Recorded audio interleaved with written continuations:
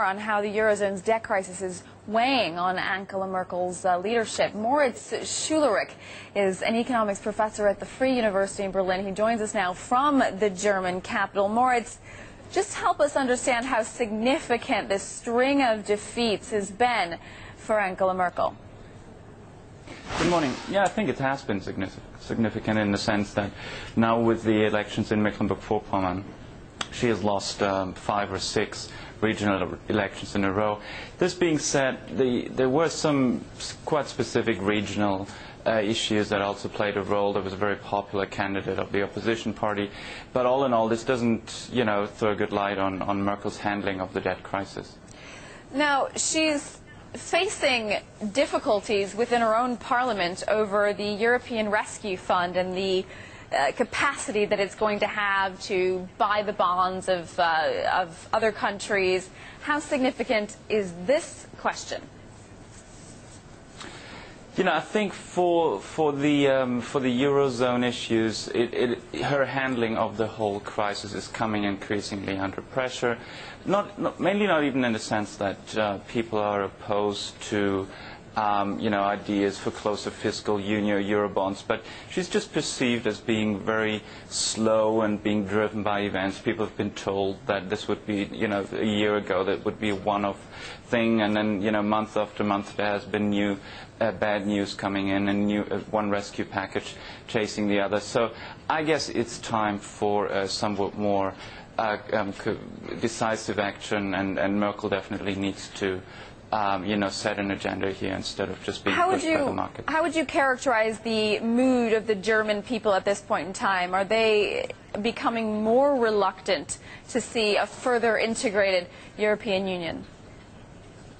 I think what people are looking for, and also if you look at the election results, it's not that the winners of the election, the opposition Social Democrats, are actually, if anything, are a little more inclined towards European solutions and helping the other European neighbors. So it's not a general fatigue of Europe. The pro-European sentiment continues to be very strong. It's more an issue of the handling of this whole crisis is perceived to be very weak, and my suspicion would be that once the FSF is up and running in September, we'll see some more action. Possibly we're inching a little closer towards a hard debt restructuring in Greece. Well, it's interesting to hear you say that bailout fatigue isn't actually that strong in Germany, because what you consistently hear in the media is that Germans don't want to be paying for their neighbors. They don't want to continue to have to bail out people. You say that fiscal integration is the end game, but other people are saying the end game is going to be defaults, dropouts, and a breakup of the European Union. Well, it's either one, right? And that's the problem that European leaders face. They actually have to make a pretty important decision. You mentioned the two extreme scenarios. One is fiscal union, the other one is a hard debt restructuring within the Eurozone. And so far they've been trying to get around that decision, which direction Europe is going to take. In terms of bailing out, I think it's absolutely true that Germans as little as other people like to bail out other countries, but you shouldn't underestimate that there's a strong pro-European current as well, and I think any concept that is credible in the sense that it ends the problems and it has some hope to last a little longer than just 3 weeks would actually probably find some support in the German population. Moritz, you're talking about hope. Professor Nouriel Roubini is just one of the people who's predicting that this European debt crisis is going to get worse. We're seeing slow growth, concerns about recession in the U.S., same thing in Europe. Is slower growth going to make everything worse? Well, it's definitely going to make things much harder, and it's also going to take a toll probably on the German economy. If the U.S. and China is slow, then the German export machine is also going to be a little less strong. But I think what is important to understand is that these are really hard decisions that policymakers need to take, and what is needed is leadership.